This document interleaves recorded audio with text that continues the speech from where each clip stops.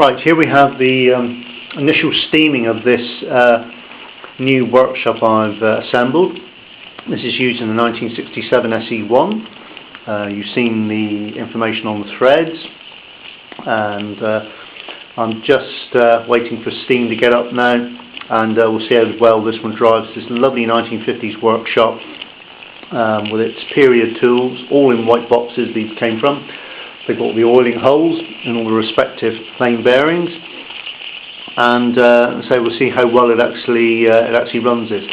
The belts are reasonably tensioned off okay. It's cost me an arm and a leg from Forest Classics to get all these done, but hopefully this one should have plenty of oomph in order to drive this little lot.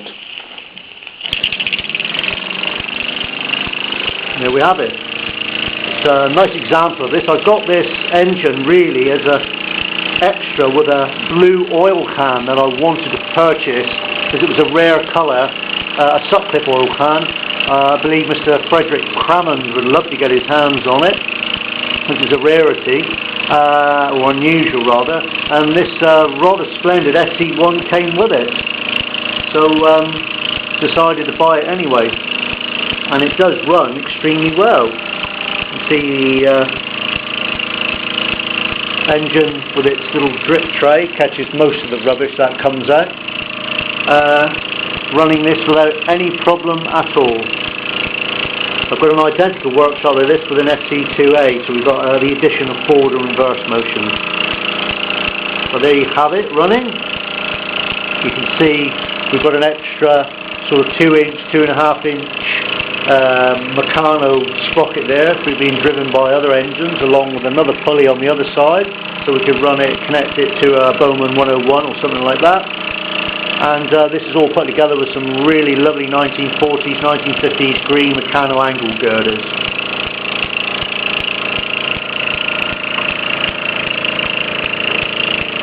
Excuse me, moving the camera, and you can see this is a 50s workshop, line shaft rather, because of the larger flywheel spoke flywheel as opposed to the MEC1 type flywheel that was more familiar on the later line shafts.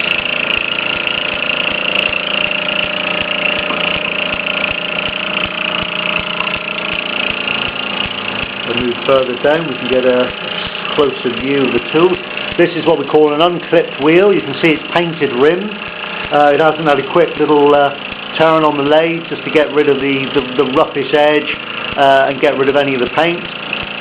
But a nice little addition. You do get hammers with that particular effect as well.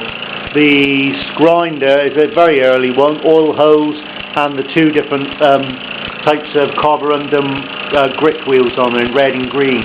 There are earlier grinders, so they were not introduced in 52 because we've got earlier ones I've seen with St Mary's Row,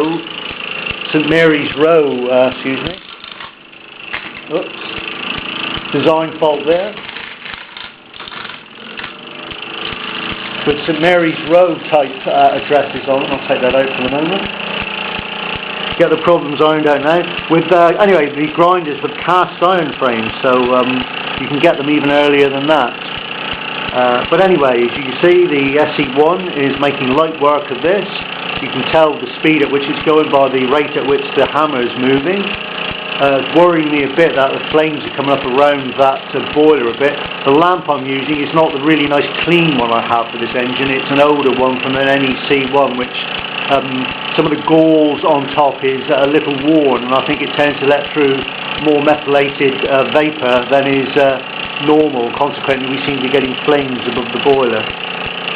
So anyway, there you have it. A rather nice full Mamod workshop being driven by a circa 1967 SE1. I will be showing this hopefully at Steam Toys in Action 2010, along with 9 other different Meccano-based workshops. So there we have it. And hopefully this will be a top-rated video. We won't get any comedians knocking it down, and hopefully some of the rubbish that has been commenting and leaving remarks on my videos will desist after being proven entirely wrong earlier on this week. Idiots that they are. Anyway, back to Steam.